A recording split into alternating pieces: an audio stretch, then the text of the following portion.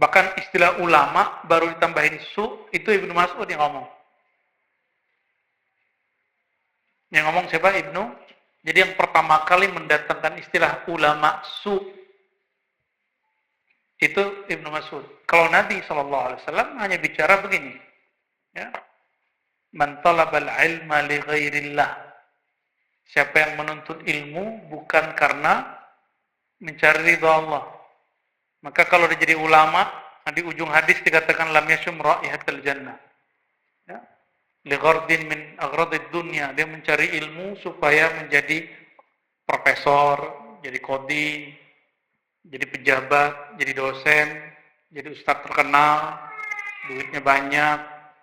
Apalagi kalau itu lam yashum raihatal jannah, dia tidak mencium bau surga. Dan bau surga dapat dicium 500 tahun perjalanan. Jadi kita jalan 500 tahun, jaraknya itu panjang sekali, sudah dapat cium bau surga. Dan orang itu nggak dapat. Maka mohon maaf orang Torekot, karena pengen cari tambahan hidup, dengan jadi wakil talqin, ya, jadi syekh mursyid, atau punya majlis, supaya nanti hidupnya berubah gitu. Itu orang lam yashum raihatal jannah. Dia nggak dapat surga yang hakiki karena dia dapat di dunia. Apalagi yang talqin bertarif, apalagi mengijazahkan bertarif. Ya, walaupun ada ahli fikih yang membolehkan, lakin indana dzalika mamnu haram, ya. Bagi kita itu haram. Kalau dia dapat hadiah terima, tapi kalau dia menarif, ya, dalam surat Yasin disebut ittabi'u man la yas'alukum ajra. Ikutilah orang yang tidak narif bayaran. Ya. Sekarang kita masuk ke bab Sifatus Sufiyah halaman 27. Ini nggak direncanakan, tapi dia koheren dengan tema-tema minggu ini. Kita bahas di Selasa kemarin Sufi Al-Haq, judul anehnya apa? Real Sufi. Tahu tuh judulnya kok bisa begitu? Yang ngasih judul Buya ya. Sekarang sebenarnya siapa yang disebut Sufi? Maka teman-teman yang melakukan Allah, mohon maaf orang banyak salah paham terhadap tasawuf dan Sufi. Yang dimaksud orang tasawuf itu bukan tasawuf yang dimaksud oleh para Sufi. Sufi yang dimaksud oleh orang ahli bid'ah, khurafat, itu bukan sufi yang dimaksud oleh ahlinya. Contoh, tadi sore saya nonton video seorang syekh di Saudi, dia bilang, sufi paling aneh yang saya tahu, man qala anna syekhahu khaliqur rabb, bahwa guru dia, mursyid dia adalah pencipta Allah. Dan disebut itu sufi. Wala ya'mal bisyariah katanya. Dan dia tidak beramal dengan syariah. Di mana dia ketemu? Ra'aituhum fi Afrika. Saya ketemu orang itu di Afrika. Ternyata orang ini punya konsep kalau nggak bersyariat, kalau bid'ah, khurafat pasti Padahal ahli sufi ngomong begitu nggak? Jadi yang berbeda adalah persepsi. Yang beda adalah persepsi. Sama dengan kejadian Islam Nusantara. Islam Nusantara yang dimaksud oleh Kiai Ma'ruf Amin beda dengan Islam Nusantara yang dimaksud oleh pembenci Kiai Ma'ruf Amin. Ternyata ada unsur politik saat itu. Islam Nusantara versi Kiai Ma'ruf Amin sama dengan Hadratus Syekh, Aqidah Asy'ari, Ahlu Sunnah, bermazhab Syafi'i, 4 mazhab bahkan, dan bertasawuf Imam Junaid, Ghazali, Syazili. Tapi Islam Nusantara versi orang yang musuh beliau, musuh politik beliau, kan beliau kan wakil presidennya Jokowi. Ini masalahnya karena presidennya Jokowi itu. Jadi semuanya salah kalau dari situ. Maka Islam Nusantara versi Pak Kiai pun mesti dikomentari. Apa kata mereka? Oh kalau begini nanti sholatnya bisa pakai bahasa Jawa, bahasa Sunda, bahasa Padang, bahasa Batak. Ternyata pas kita tanya kepada orang yang menggagas makna ini nggak begitu. Oleh karena itu, ikhwah fillah, alaikum bitabayyun. Apapun persoalan, buktikan kalau yang kita maksud itu benar. Jangan-jangan yang dimaksud oleh orangnya nggak begitu. Lalu kita sudah suudzon. Dan itu minal jarimah, ya, itu dosa besar. Untung Pak Kiai nggak melaporkan itu orang-orang tuh. Saking beliau salamatus sadar itu. Kalbunya selamat, alhamdulillah. Kalau enggak, itu orang-orang yang begitu bisa dilaporkan. Dan gawat sekali. Dan guru saya, ketua Jatman di Payakumbuh, 50 kota, Sumatera Barat, karena ngundang Kiai Ma'ruf Amin, yang dianggap membawa Islam baru namanya Islam Nusantara, langsung dituduh sesat, lalu dibuat Jatman tandingan oleh murid-muridnya. Insyaallah.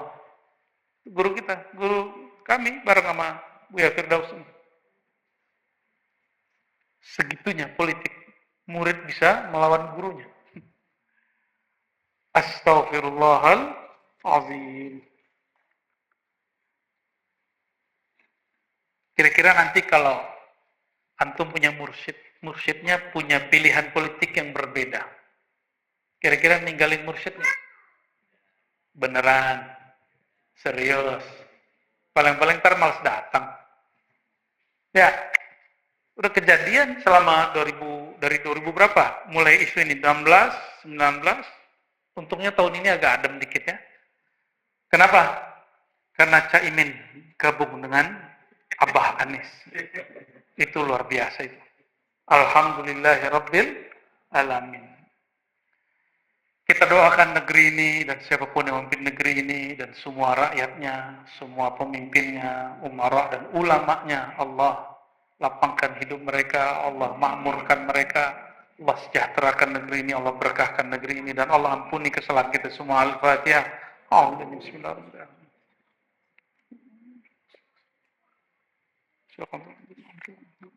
Waladhdallin. Amin. Wa bisanadina al-muttasil al-imam الصوفي الكبير أبي النصر عبد الله بن علي السراج التوسي أو المشهور بأبي نصر السراج المتوفى سنة 78 و300 wafat tahun 378. Qala, beliau berkata, sifatus sufiyah wa manhum, karakter sufi. Siapakah mereka sebenarnya? Mirip nggak dengan judul kemarin? The Real Sufi. Hampir mirip? Ya, Allahu Akbar. Ya. Dan kayaknya hampir mirip juga dengan kajian Buya Hasbi, yang kajian yang tadi, yang di kitab tadi, mirip juga dengan kajian Buya Hasbi di, nggak tahu di Liko yang mana itu. Ya, ada beberapa yang nyambung. Dan itu, insya Allah, minal mubasyarat, kabar gembira dari Allah, annal arwah junudun mujannada, bahwa arwah itu ruh, dia berbaris mujannadah, dikomandoi. Siapa komandannya? Baginda Nabi Muhammad sallallahu alaihi wasallam. Qala Syekh rahmatullah alaihi, amma sifatus sufiyya wa man hum faqad qila li Abdul Wahid ibn Zaid. Nah, beliau ditanya, siapakah yang disebut sufi? Apakah yang dituduhkan oleh saudara kita Salafi? Ya, mereka ini niatnya baik. Niatnya apa Salafi ini? Ingin menyucikan agama dari syirik, khurafat, bid'ah. Itu niat yang bagus gak? Ingin kembali langsung kepada Quran Sunnah. Kata Allah, kata Rasulullah. Kan keren tuh ya. Bagus gak tuh? Bagus. Cuma sayang, tujuan bagus, kalau manhajnya tidak bagus, saudara sendiri nanti diserang. Saudara sendiri dikafirkan. Saudara sendiri minimal dibid'ahkan. Kalau bid'ah kan gawat. Kullu bid'atin dhalalah wa kullu dhalalatin finnar. Maka menaskan orang, mengatakan orang itu bid'ah, itu sama dengan mengatakan ente ahlun nar. Berani. Maka yang boleh hanya mengatakan perbuatanmu bid'ah. Tidak boleh mengatakan ente ahli bid'ah. Itu nggak boleh. Kenapa? Karena mengatakan dia ahli bid'ah berarti dia ahlun nar. Tapi perbuatan dia bid'ah, itu mungkin. Masih mungkin. Ya? Itu masih bisa. Fi majalil khilaf. Dalam bab perdebatan masih oke. Maka manhaj ribat, nahnu la nubaddi' ahadan insya Allah. Ya? Kecuali yang sudah qat'i, ya, yang sudah jelas. Kalau yang masih zanni, masih ikhtilaf, paling kita coba bilang kurang pas, nggak cocok. Ya, tapi yang sudah jelas, muttafaq, kita berani juga bilang itu sesat apa. Ya. Dan salah satu metode beliau adalah menukil ulama salafus saleh. Apa kata beliau? Mengenai pertanyaanmu, siapakah sufi yang sebenarnya menurut ulama, bukan menurut musuh mereka. Menurut ahli tasawuf sendiri, mendefinisikan dirinya. Coba ada orang berpikir tentang kita, buruk. Lalu kita nggak bermaksud begitu. Yang benar yang mana? Maksud mana yang pas? Kita buat kalimat, lalu orang su'zon, buruk sangka, salah paham. Maka kalimat ini, ketika nanti diputuskan mana yang paling benar yang dengar atau maksud orang yang ngomong. Maksud orang yang ngomong, ya. Harus ditanyakan kepada pembicaranya, bukan kepada pendengarnya. Nah, hari ini orang sering nanya begitu. Yang ditanyakan, menurut Ustadz gimana sufi Ustadz? Ustadznya bukan sufi. Sufi mungkin. Suka pemilu dan pilkada. Ditanyalah Sidi Syekh Abdul Wahid Ibn Zaid. Karena mimma yashabul Hasan, dia adalah salah satu orang yang suhbah kepada Sayyidina Al-Hasan Al-Basri. Wa kana min ijlati ashabih. Man as-sufiya indak? Siapakah sufi menurutmu? Ini murid pentingnya Sayyidina Al-Hasan. Apa jawaban dia? Ini perhatikan. Ini sufi menurut ulama salafus saleh. Al-qa'imuna bi'uqulihim ala umumihim wal-aqifuna 'alayha biqulubihim al-mu'tasimuna bisayyidihim min syarri nufusihim hum as-sufiyah. Udah paham belum? Diterjemahin dong. Orang yang qaimun, arti harfiahnya berdiri. Maksudnya orang-orang yang bertindak bi'uqulihim, berdasarkan akal sehat mereka. Berarti sufi ini yang aneh-aneh atau yang berakal? Maka semakin orang berakal, semakin dia sufi. Harusnya Rocky Gerung itu jadi sufi. Karena akalnya terlalu cerdas menurut saya. Saya nggak jadi sufi. Sayang-sayang aja nggak jadi. Ya semoga nanti jadi sufi. Suka feeling. Wal-'atifuna 'alaiha biqulubihim. Orang yang berpendirian dengan hatinya, bertindak dengan akal, berpendirian dengan hati. Beda nggak tuh?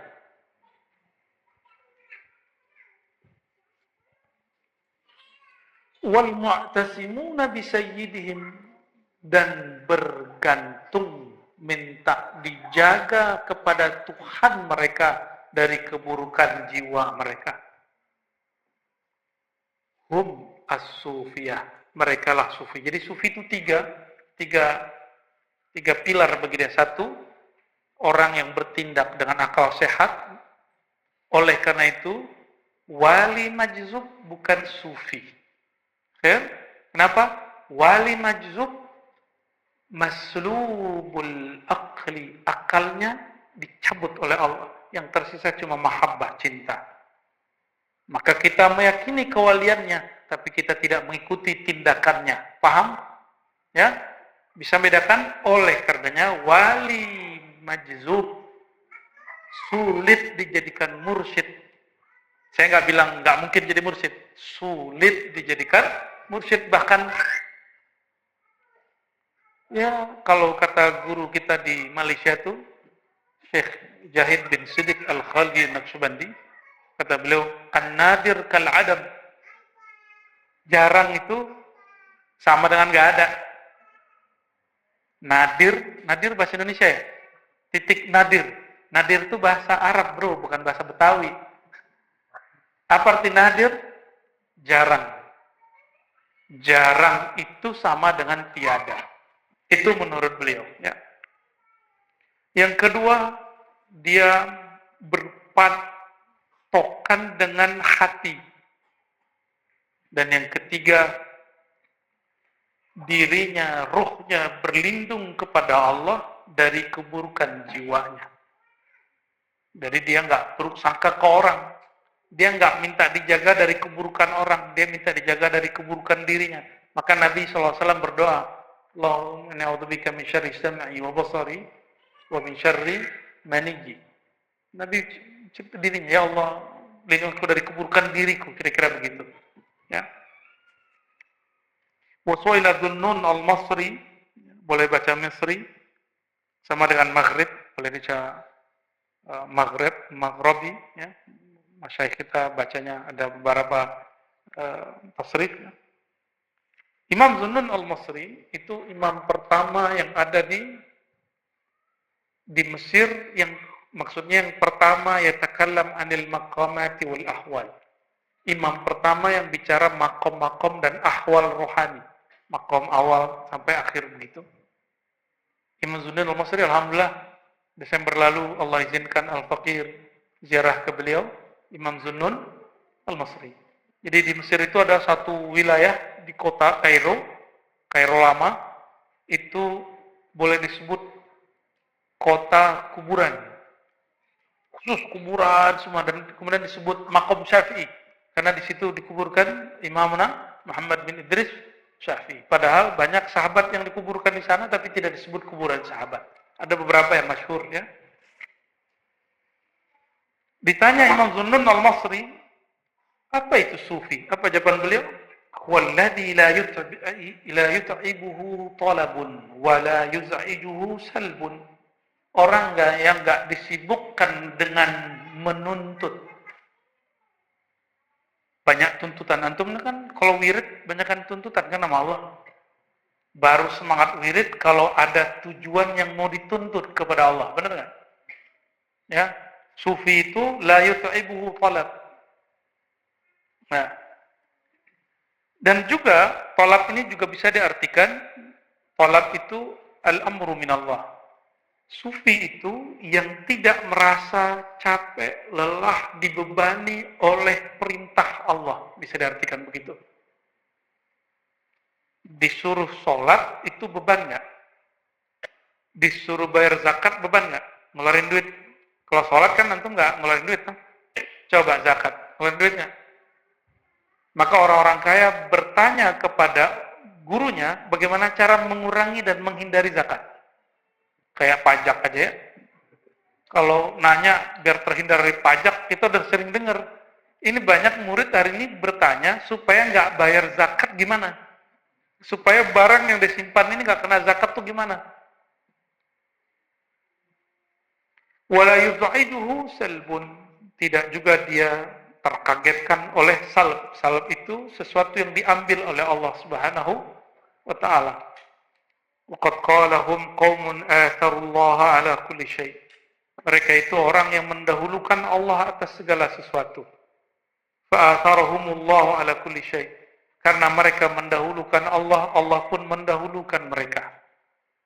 Maka jangan iri dengan kekasih-kekasih Allah. Kenapa mereka Allah muliakan di dunia dan di akhirat? Karena mereka memuliakan Allah zahir dan batin. Kenapa para masyayikh ahlullah itu mereka didoakan muridnya baik dalam keadaan bersama ataupun sendiri? Karena si guru mendoakan muridnya walaupun dalam keadaan sendiri, tidak hanya dalam keadaan ramai. Kenapa Nabi Muhammad SAW sampai hari ini dikenang oleh banyak umat, melebihi Nabi yang lain? Karena beliau setiap doa selalu mengatakan ummati. Bukan hanya pas mau meninggal, setiap mau ngapain ummati. Karena ummatuhu abna'uhu, umatnya adalah anak-anaknya. Dan tidak mungkin seorang ayah mau membebani anak-anaknya. Ya, itu Rasulullah SAW. Dan para masyayikh, para guru itu ayahanda rohani. Maka tidak mungkin ayahanda rohani ingin beri beban buat anaknya. Yang ada, dia ingin melatih anaknya. Kalau anaknya paham, anaknya bahagia, senang. Saya dulu paling senang latihan silat, karate, tapi setiap kita rajin, pelatihnya nggak datang, Pak. Sabuknya udah lumayan nih, udah menengah. Pelatihnya nggak datang-datang. Terpaksalah kita ngajar, jurus kita itu doang. Ya. Akhirnya saya putus asa, ya sudahlah. Saya kalau senang suatu agak tekun, jadi itu terus sampai mateng gitu. Senang silat sampai berapa tahun. Senang karate sekian tahun. Senang boxer sekian tahun. Nggak mau beralih, tapi nggak ngejek yang lain. Pengen pakar aja. Tapi sayang setiap pelatihan yang sabuk hitamnya nggak datang-datang, Pak. Sedihnya kita itu. Maksudnya apa? Saya emang senang, Pak, disuruh capek sama orang. Jadi karena sudah tahu tujuannya, apa tipsnya? Sudah jelas tujuannya apa. Jadi apa yang membuat seorang hamba merasa dibebani oleh perintah Allah? Karena dia nggak tahu tujuan dia. Kenapa orang kerja nggak nikmat? Karena dia nggak tahu tujuannya. Coba yang udah kerja, antum masih nggak bahagia dengan pekerjaan? Ya, belum. Berarti tujuannya belum ada. Bahagialah. Gimana caranya? Jelaskan tujuannya ngapain. Karena tidak ada satu detik pun, satu titik pun, satu wilayah pun di muka bumi, kecuali situ ada nur Allah. Tidak ada satu tempat bekerja, kecuali situ ada rahmat Allah subhanahu wa ta'ala. Ya, maka tujuannya mau ngapain? Itu yang harus dibenerin. Pasti enak aja kerjaannya.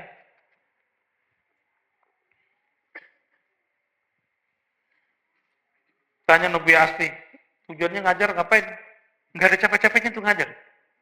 Pagi ngajar, siang ngajar, malam ngajar. Karena tujuannya jelas. Tujuannya waman ahsanu qawlan mimman da'a ila Allah.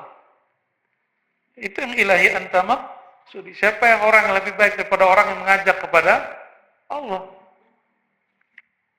Semoga Allah berkahi guru-guru mu'alim beribat. Amin ya rabbal alamin. Jangan dikira saya dulu langsung rame ya. Mana Ustaz Rahmat ini? Oh, ya. Ustaz Rahmat, Dafir, dan siapapun nanti yang ngajar ataupun antum punya majelis dimanapun. Majelis itu nggak mesti rame dulu. Maka bagi saya mau antum rame, mau datangnya rame, datangnya dikit, insya Allah di hati saya sama. Mungkin di mata saya nggak sama, di hati saya sama, kan ngomongnya sama, baca kitabnya sama, jamnya sama. Buat aja majelis, istiqomahkan yang kita pahami tadi, wal aqifuna 'alaiha bikul. Jadi yang disampaikan yang dari kolbu, bukan yang dari sini. Kalau dari sini tuh banyak orang di kampus, di YouTube banyak, Pak. Yang dari sini nggak banyak.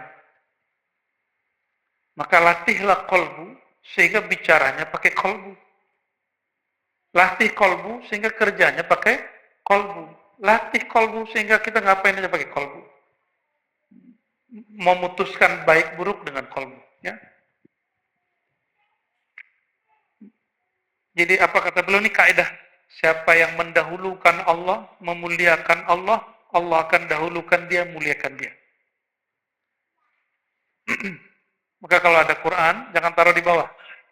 Ada kitab, nah kayak gitu Bu, dikit di atas ada nama Allah di situ, ya. Nah di atas. Ini praktek langsung kan? Ada hadis, ada buku-buku agama, jangan taruh di bawah, taruhnya agak tinggi di atas. Kalau ada buku agama nih banyak, kitab hadis, kitab tafsir, cari tafsir paling atas. Ada mushaf paling tinggi. Maka di maktabah saya, Quran kita taruh paling tinggi. Di deretan itu, Quran paling tinggi kita taruh. Yang ada tafsir Quran kita taruh paling atas. Ya, Al-Islam ya'lu wa la yu'la. Al-Islam itu dengan Qurannya, dengan sunnahnya itu tinggi dan tidak boleh ada yang tinggi dari dia.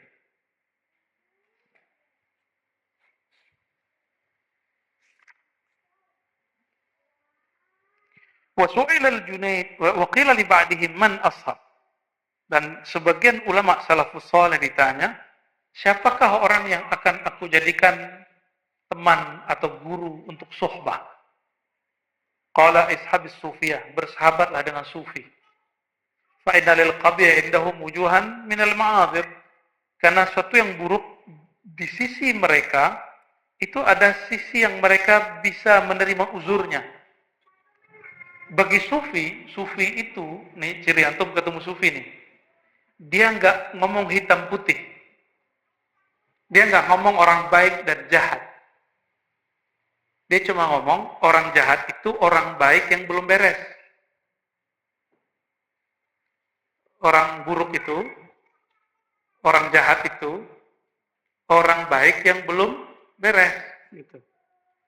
Memang kita udah beres semua. Jadi bagiannya nggak ada orang buruk.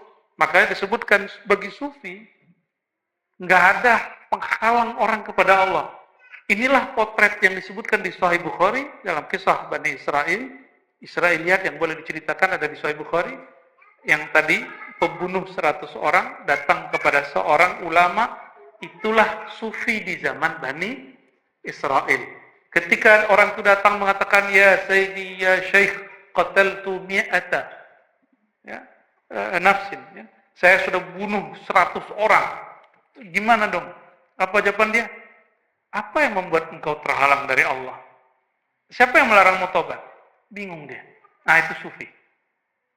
Maka karakter sufiah itu ada di setiap masa. Dan juga ada karakter hitam putih di setiap masa. Orang yang dibunuh yang ke-100. Apa kata orang itu? Berapa orang yang kamu bunuh? 99. Fa'anta khalidun mukhalladun finnar. Ente kekal di neraka.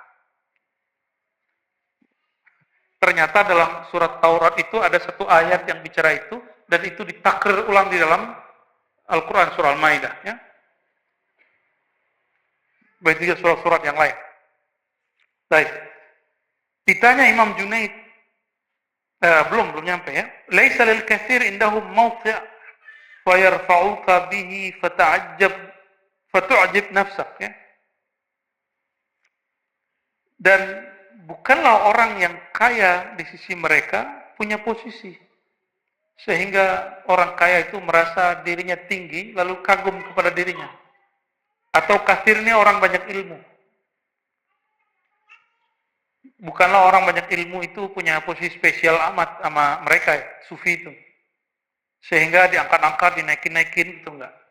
Selalu mereka kagum ke dirinya, enggak. Jadi bagi sufi, orang yang baik belum tentu dianggap baik amat. Orang jahat belum tentu dianggap jahat. Itu berarti sufi ini tidak hitam dan putih. Tidak boleh dan tidak boleh ngomong. Dia masih bisa melihat adakah peluang rahmat Allah pada orang ini, pada orang yang maksiat. Ketika orang taat, adakah peluang, adakah kemungkinan orang yang taat ini tergelincir begitu terus. Jadi dia membuka rahmat bagi yang salah, membuka siapa tahu orang yang merasa benar itu salah. Ini yang disebut maqamul jam'i. Apa namanya? Maqamul jam'i. Wa su'ila al-Junaid qaddasallahu sirrahu. Imam Junaid ini yang sering kita sebut bahwa tasawuf kita manhaj Imam Junaid, dan hampir semua bukan semua ya, separuh lah thariqat sufi itu turunan dari ajaran Imam Junaid. Siapakah sufi?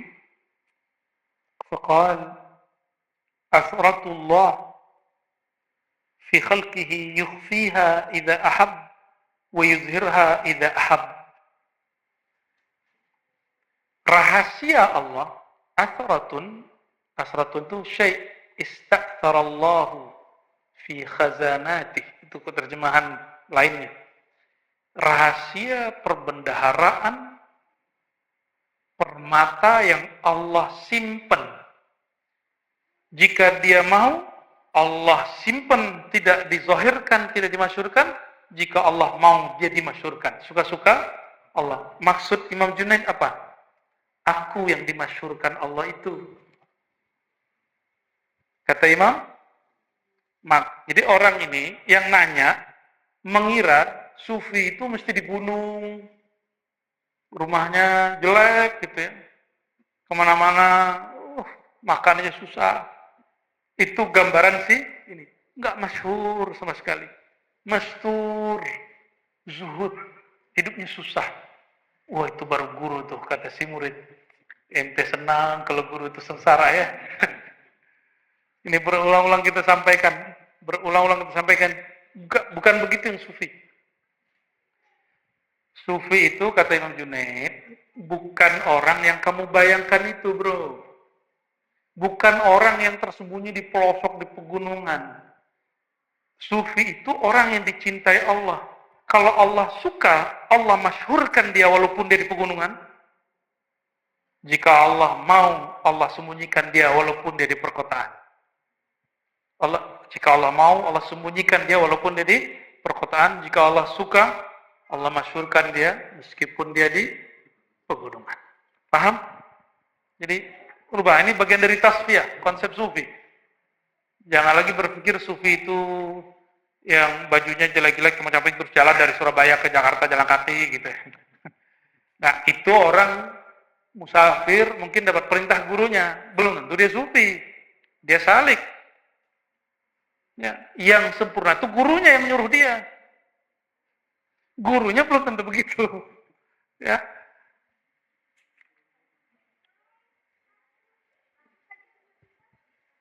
Apalagi maksud Imam Junaid, ente ini jauh-jauh cari sufi. Ini depan ente sufi gitu maksud beliau.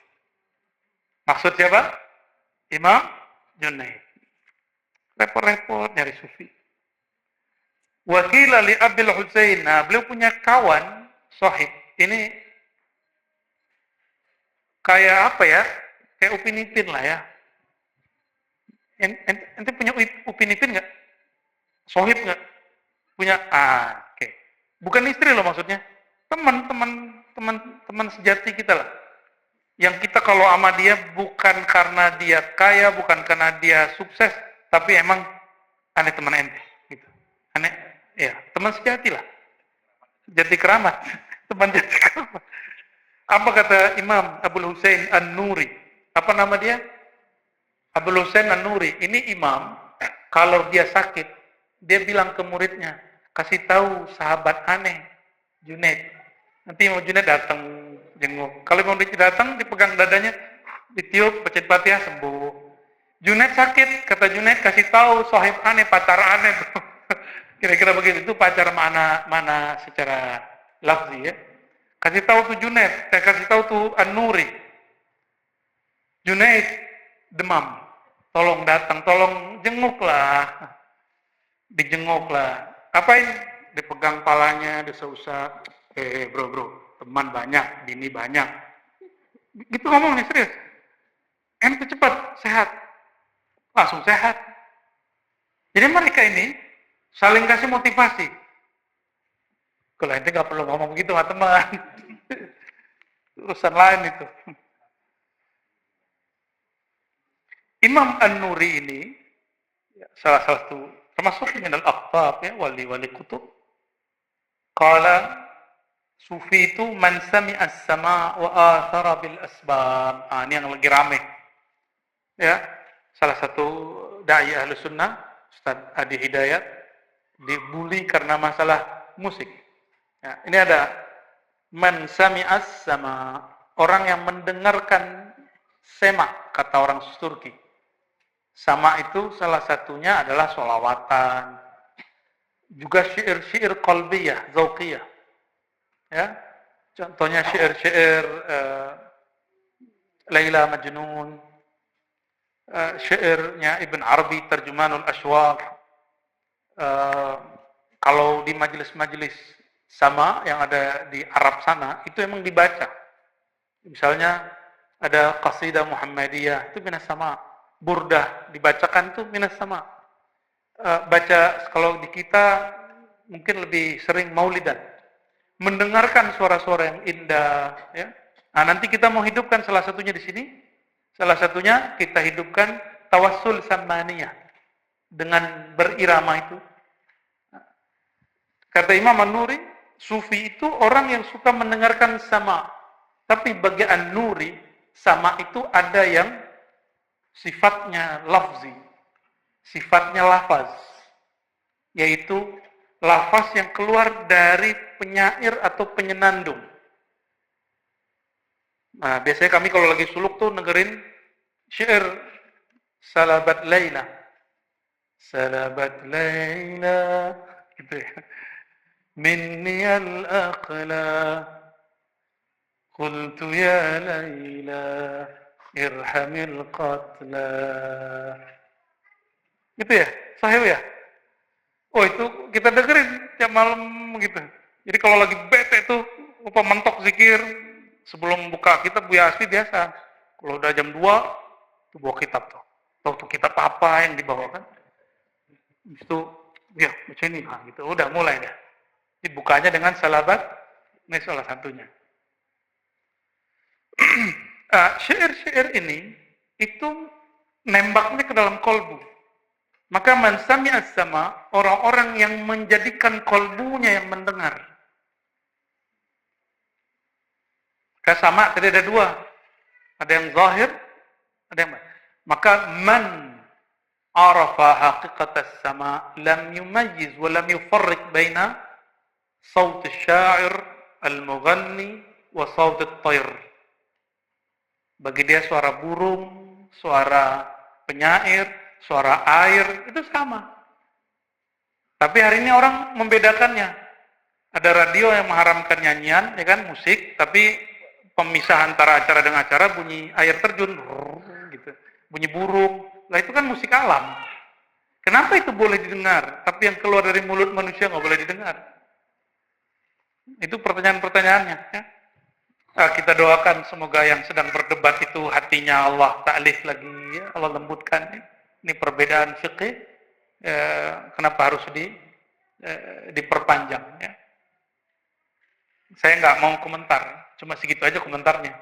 Nggak mau bilang ini sunnah bid'ah haram, tidak haram. Ya, sudah jelas di kajian-kajian yang lama, sama dengan kajian nasab kita nggak mau berlarut-larut, karena masyayikh kita terdahulu sudah jelas pendiriannya, ya, dan kita mengikuti salafunas salih.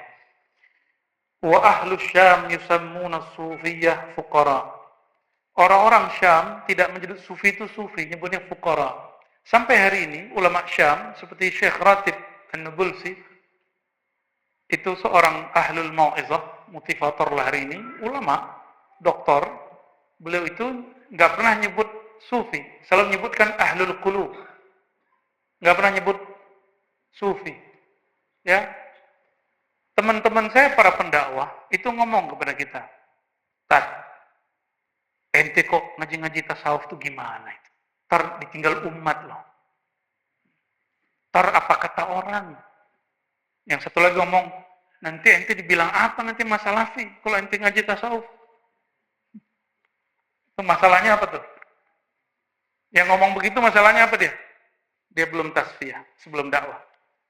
Dia belum tasfiyah sebelum. Berarti ente dakwah ingin mencari ridho sekelompok orang. Mencari ridho salafi. Oh, nanti ditinggal jamaah. Berarti ente selama ini cari-cari jamaah. Nggak usah begitu. Ilmu itu harum. Ya'rifuha ahluha. Dan orang yang emang dalam hatinya dan nur ilmu pasti mencarinya. Walaupun kejati keramat benar jalannya. Ya, bener ya? Masya Allah, aneh aja setiap kesini tersesat terus. Padahal kita udah sering di sini, tiap bulan kita ini terbuka. Terus sampai kapan kitab Ihya dikubur? Sampai kapan kitab Al-Luma' dikubur? Sampai kapan kitab Hikam disembunyikan? Sampai kapan? Ulama itu nulis kitab supaya kita baca atau biar kita simpan? Judul ini ada tasawuf, kalimatnya ada tasawuf. Berarti judul itu ingin supaya orang baca, ini loh tasawuf. Maka kami berniat mencari ridha Allah dan mulai bergerak sama para masyayikh, para ustadz, para muallim ini. Ayo kita kenalkan tasawuf seperti para imam dulu ingin mengenalkannya kepada umat di zamannya. Ya. Masalah orang terima nggak terima, selevel Nabi Muhammad SAW ada yang nggak terima, masa ente harus diterima semua orang? Ya toh? Sederhana toh? Ya. Nanti ditinggal orang, yang ninggalin mah ninggalin, yang ngikut ya ngikut. Maka nanti antum mohon maaf, ini perhatikan, ini penting sekali. Mengikuti seseorang itu ada yang ngikutin sosoknya, ada yang ngikutin nur ilmunya, yang benar nurnya. Maka wa in taghayyar syakhsuhu lam yataghayyar nuruhu. Meskipun sosoknya mungkin berubah, jangan sampai kecintaan antum kepada nur dalam dirinya berubah. Ya, ini jangan sampai kejadian di beberapa pesantren cuma beda pilihan. Kiainya yang ngancem, yang nggak ngikut coblosan aneh, bukan santri aneh. Dia yang ngutus muridnya coba.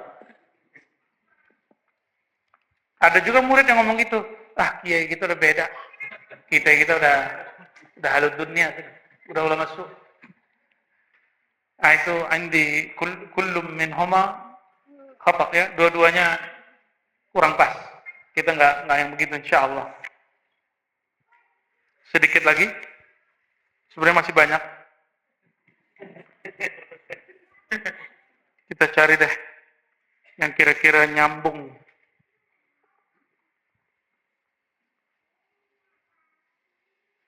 Sufi itu halaman 28, man idza istaqbalahu halani aw khuluqani hasanani fayakunu ma'al ahsan wal a'la. Nah, ini coba lihat. Sufi itu nggak ngomong hitam putih, boleh nggak boleh. Dia ngomongnya baik dan terbaik. Ahsan wa a'la. Kalau ada dua yang baik, maka yang dipilih yang paling. Kalau logika ahli hukum nggak. Kalau ada dua, yang dilihat buruknya. Maka coba lihat, dai-dai ketika berkomentar politik, kalimat dia apa? Kita menyoblos akhafud dararain. Yang paling sedikit mudorotnya. Ini ulama melihat orang mudorotnya aja. Ini ciri ulama ahli hukum zahir. Kita salahkan enggak? Emang begitu metodologi dia. Tapi secara ilmu ketasawufan tidak pas. Berarti secara tasawuf nih, dia memandang orang jahat aja. Keburukan dia, kejahatan dia nggak lihat. Seakan-akan dia lebih suci, lebih bersih daripada orang, sehingga dia berhak menjudge orang itu. Ini coba antum lihat, banyak kemarin yang ngomong begitu. Kenapa kita nyoblos 0 sekian? Karena akhafud dararain. Ya, orang pesantren ngerti nih bab. Ini kemudorotannya lebih sedikit dari yang nomor ini, nomor itu. Kayak ente bener aja, Tuan Syekh. Ya. Saya agak takut dengan sikap-sikap seperti itu. Kenapa? Kenapa mandang pada orang doror? Kenapa tidak mandang doror kemudorotan, keburukan pada diri kita? Ya, tapi itu urusan mereka. Ya. Mungkin karena background dia fikih. Ya. Kalau backgroundnya sudah masuk ke dalam kalbu, apa yang dia pandang? Semua calon itu baik. Saya milih yang terbaik untuk saat ini.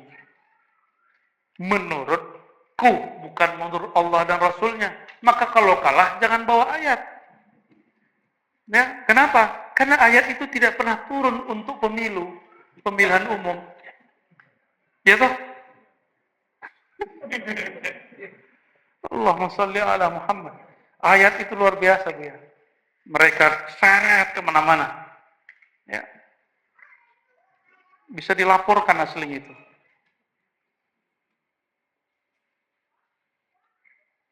Kita ambil 2 atau 3 lagi ya. Selain beliau juga ditanya, makna sufi, siapa sufi itu? Apa kata beliau? Sufi, annal abda idza tahaqqaqa bil ubudiyah. Seorang hamba jika dia membuktikan kehambaannya, maka sufi itu bukan yang ngomong anallah, aku Allah, bukan. Ya, aku lebur dalam Allah sehingga aku jadi Allah, bukan. Lebur iya, ente jadi Allah enggak. Lebur terjadi tiada. Aku lebur dalam sifat Allah, maka sifatmu jadi tiada. Aku lebur dalam wujud Allah, wujudmu jadi tiada. Bukan engkau menjadi Allah, bukan. Maka kemabukan Al-Hallat dan Syekh Siti Jenar, Allah afa anhum, semoga Allah mampuni mereka dan memaafkan mereka, itu sudah mereka tutup ketika mereka meninggal. Al-Imam Hallaj yang mengatakan anal haq, akulah Allah. Itu dia kan lagi mabuk. Mabuk apa? Bukan mabuk minum. Jika khamar dapat memabukkan, maka khamar ma'rifat lebih memabukkan. Jadi ma'rifat itu ada khamarnya. Ante jangan minumnya khamarnya. Kan ada yang lain, ada kopinya. Ada kopi ma'rifat. Ada teh ma'rifat.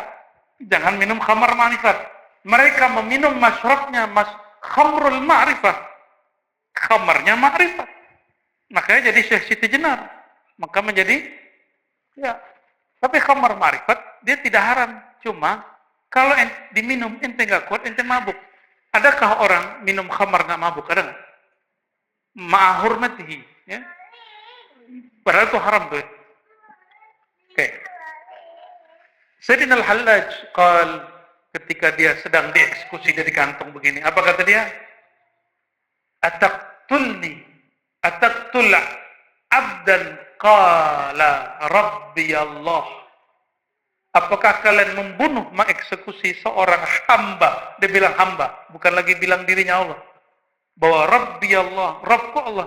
Jadi dalam versi Al-Hallaj, dia hanya mengatakan Rabbku Allah. Tapi yang keluar, yang terdengar oleh orang, anallah. Karena emang dia lagi mabuk. Dalam akal sadar dia nggak ngomong gitu. Paham di situ? Ya. Maka nahnu nahsinu dhanna bi auliyaillah, kita husnuzan kepada Syekh Siti Jenar, kita husnuzan kepada Al-Hallaj Ibn Arabi. Ya, enggak seperti orang-orang yang sotoy mengatakan Ibn Arabi itu Syiah, enggak, dia Sunni. Hallaj itu zindik, enggak. Ya, Imam Ghazali tidak melakukan itu. Ya. Kalau ente memang sudah di makomnya, jelasin dong makom yang benernya gimana. Ya, kalau udah tahu nih makom Syekh Siti Jenar yang benernya. Ya, coba jelaskan yang benernya gimana. Kalau emang Syekh Siti Jenar salah. Ya. Kalau enggak, serahkan urusan mereka kepada Allah. Ya. Jadi siapa sufi? Hamba yang membuktikan kehambaan dia. Satu. Wasafahul haq hatta safa min qadaril basyariyah. Sufi itu orang yang Allah bersihkan dirinya dari kotoran sisi manusiawi. Ya. Nazala manazilal haqiqah. Dia bukan lagi berdiri pada bab zahir, tapi sudah berdiri pada bab hakikat. Wa qarana ahkam syariah. Namun tetap menjalankan hukum syariat. Berarti sufi meninggalkan syariat? Jika ada sufi meninggalkan syariat, walaysa bis-sufi. Ini yang masyhur ke Syekh Abdul Qadir Jilani. Ya, antum sudah tahu kisahnya. Ada iblis ngaku jadi Tuhan, jadi dia berubah jadi nur. Apa kata dia? Ya Abdul Qadir, ya, engkau telah sampai di makom yang tertinggi, maka aku angkat darimu semua beban taklif syariat. Wa abahtu lakal halal. Apa kata dia? Enggak pikir-mikir. Ya la'in. Makhluk terkutuk, enggak usah ngaku-ngaku jadi Tuhan. Aneh tahu ente iblis. Langsung begitu. Kenapa? Ciri-ciri iblis. Syaitan yuharrimul halal. Ya, mengharamkan yang halal wa yubarri'ut takalif. Lalu mengatakan terbebas dari taklif beban syariat. Nah, antum lihat ya, guru-guru mu'alim di Darussunnah, orang-orang tarekat itu mereka nggak pernah jauh dari syariat, justru syariat mereka lebih ketat dari orang biasa. Ya, bagi ente witir wajib nggak? Bagi kita wajib, karena kita ngikutin imam sufi. Karena mereka mewajibkan atas dirinya witir. Walaupun secara syariat tidak wajib illa inda al-Hanafiyah. Fa idza fa'ala dzalika fa huwa sufi. Itulah yang disebut sufi. Berdasarkan itu semua, ya barangkali cukuplah ini. Sufi menurut sufi beda ternyata sufi menurut yang bukan. Bahkan ahli fikih ngomong sufi aja nggak nyambung. Ahli fikih ngomong sufi, ribet jadi sufi. Padahal sufi itu bantu ahli fikih ngamalin ilmunya dia. Ya, kata ahli fikih nih, kita meriwayatkan bahwa Abu Hurairah yazkurullah bertasbih 12.000 setiap malam. Kata ahli fikih, ribet benar jadi sufi. Kata sufi, enggak, gampang caranya. Ada caranya. Itu yang disebut yang tadi, la yut'ibuhu talabun. Enggak lelah, enggak capek kalau ada perintah dari Allah Subhanahu wa taala. Ini definisi sufi, masih banyak sufi dan tasawuf. Imam Zarruq mengatakan lebih dari 2000. Intinya menurut beliau adalah kadar tawajuh hatimu kepada Allah. Hadap hatimu kepada Allah, itulah tasawuf. Maka tasawuf itu subjektif, tapi kaedahnya objektif. Apa bedanya? Kaedah sufi sudah baku, tapi pengalaman bertasawuf sifatnya subjektif, itu tergantung orangnya. Nah, supaya sama sefrekuensi, samakan tasfiyahnya, tazkiyahnya, walaupun pengalaman beda, insya Allah nanti nggak jauh-jauh dari lingkaran itu. Semoga Allah memberkahi kita. Insya Allah tanggal berapa? 29 kita ada zikir Tarekat Samaniyah di sini. Yang nggak talqin boleh ikut karena dia tawasulan, tabarukan. Mulai ngamalin ya hayu ya qayyum yang belum talqin. Nanti lapor kepada pengurus di sini. Nanti kita cari waktu untuk mentalqin. Siapa tahu tanggal 29 sudah boleh ditalqin. Iya, ngarep. Kenapa perlu talqin? Karena talqin itu antum punya begini, mau direfil, nggak tahu cara bukanya. Guru bukain. Itu aja bedanya. Ya, jadi ilustrasinya apa? Talqin itu membuka tutup. Bagi murid yang nggak sanggup buka. Kalau ente bisa buka sendiri, nggak usah talqin. Kalau bisa buka sendiri, ya bisa buka, bisa. Tapi bisa ngisi nggak? Punya galonnya nggak? Punya refillnya tuh? Nggak. Punya nggak? Baterai habis, listrik habis. Punya pulsanya nggak? Gitu. Maka murid itu yang kekurangan pulsa. Kalau ada cukup pulsa mah nggak usah. Ya, pulsanya qalbu. Wallahu a'lam bishawab. Allahumma irhamna ya Rahman. Allahumma irhamna ya Rahman. Allahumma irhamna ya Rahman. Allahumma salli ala Sayyidina Muhammad abdika wa rasulika wa ala alihi wa ashabihi ajma'in. Allahumma ya Allah, sampaikanlah salawat dan salam kepada baginda Nabi Muhammad sallallahu alaihi wasallam. Ya Allah, jadikanlah salawat ini salawat yang Engkau ridai, sehingga kalbu kami mendapat nur dari kalbunya, ruh kami mendapat berkah dari ruhnya, nafs jiwa kami menjadi mutmainnah karena nur ketenangannya. Allahumma ya Allah, ya Rahman, ya Rahim, ya Karim, ya Karim, ya Karim, wahai yang maha pemurah, akribna bil istiqamah, berikan kami kemurahan keramat istiqamah ya Allah. Ya Allah, muliakan kami dengan keistiqamahan ya Allah. Ya Allah, akribna bil istiqamah. Allahumma ya muqallibal qulub, ya muqallibal qulub, ya muqallibal qulub, ya Allah yang kalbu kami berada di antara jari-jari ini, di antara keindahan-keindahan kekuasaan.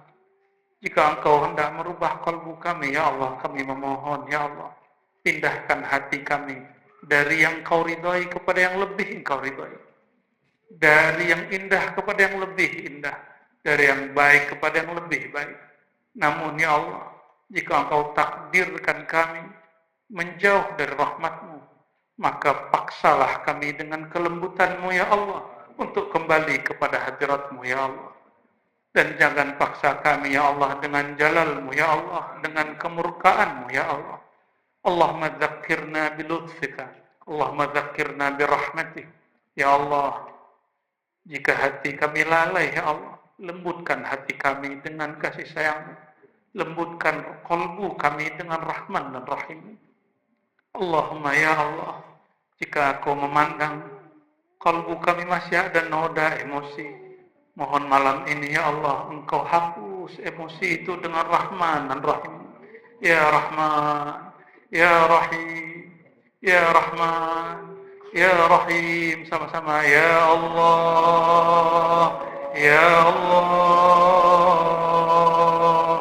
ya Allah, ya Allah, bersihkan noda-noda dari kolbu kami, bersihkan noda-noda dari pikiran kami, bersihkan noda-noda dari sir dan ruh kami dengan Rahman dan Rahimmu ya Allah, ya Allah, ya Allah, ya Allah, ya Allah.